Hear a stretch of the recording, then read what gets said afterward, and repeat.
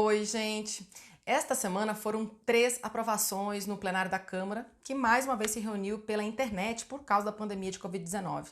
Mas a sessão virtual não impediu longos debates. Isso porque as propostas traziam certa polêmica e envolviam muita gente e muito dinheiro. Eu vou começar falando do projeto que atinge diretamente quem mais precisa nesse momento de crise: os mais pobres.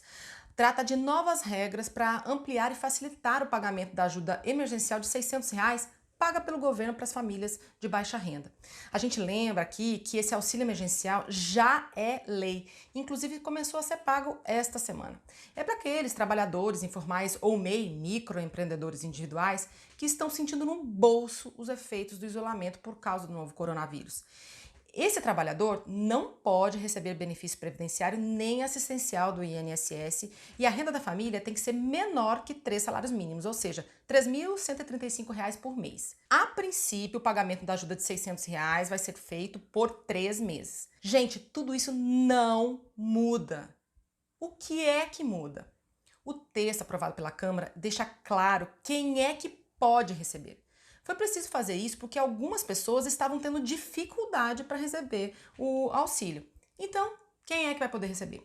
Além de todas aquelas condições que eu acabei de falar, desempregados, trabalhadores informais ou autônomos de várias categorias vão poder receber e eu vou falar algumas para vocês. Agricultores familiares, todo tipo de trabalhador das artes e da cultura, catadores de materiais recicláveis, cooperados, motoristas, e aí entram taxistas, mototaxistas de aplicativo de transporte escolar, diaristas, agentes de turismo, guias de turismo, seringueiros, mineiros, garimpeiros, profissionais da educação física e trabalhadores de esporte, aí entram personal trainer, atletas, técnicos, árbitros e por aí vai, ambulantes, feirantes, camelôs, garçons, cuidadores, babás, profissionais ligados à estética aí, manicure, cabeleireiro, barbeiro, esteticista, maquiador e vendedores de porta em porta. O projeto ainda permite que mães adolescentes também possam receber os R$ 600.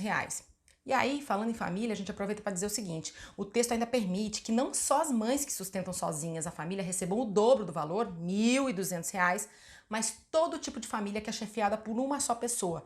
Pode ser a mãe, o pai, a avó ou o avô, como é o caso do Francisco, que vai poder receber o dobro do que recebeu este mês. Recebi o benefício de R$ 600.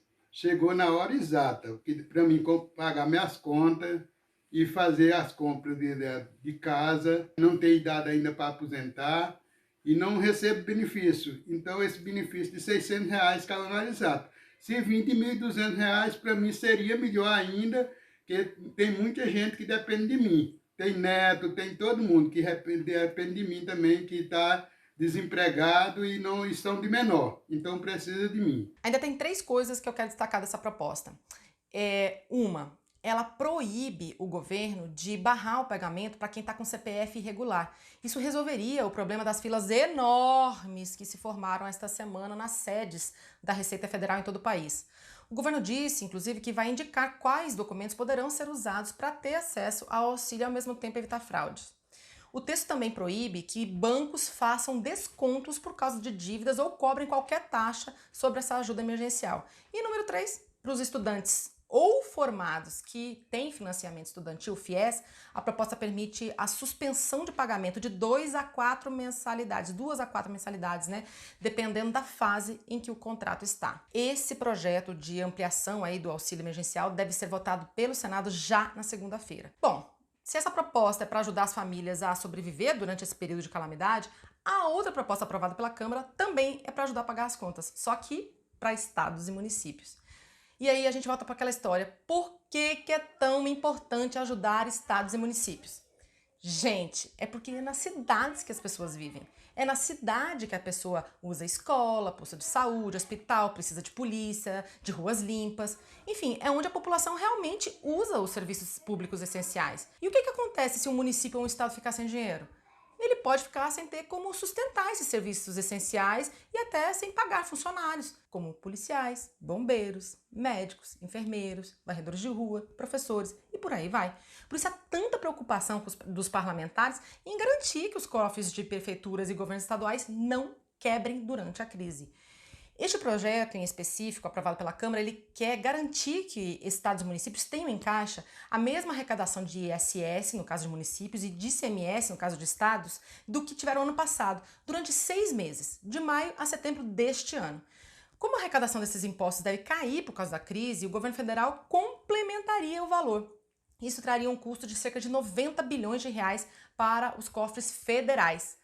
Apesar de ter tido uma aprovação larga na Câmara, o governo bate o pé que não concorda com a forma e propõe distribuir 40 bilhões de reais conforme o número de habitantes. Por isso está tentando mudar o texto lá no Senado, onde ele está em avaliação agora. Bom, a última proposta aprovada pela Câmara esta semana foi a medida provisória que cria o contrato verde-amarelo.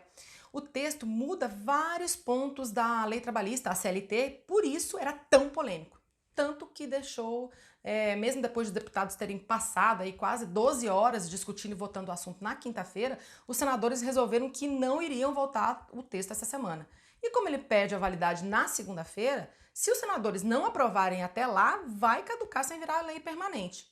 Tudo vai depender das negociações que vão acontecer durante o final de semana. Parlamentares e integrantes do governo estão buscando formas de estimular contratações, ainda mais depois dessa crise toda, né? Que vai deixar mais gente desempregada e mais empresas em dificuldade financeira. Tem que ver como é que isso vai ser feito, se vai ser feito com essa medida provisória, que está com a corda no pescoço, ou numa nova proposta. Aguarde cenas do próximo capítulo. Bom, é isso. Eu fico por aqui. Até a próxima. Tchau, tchau.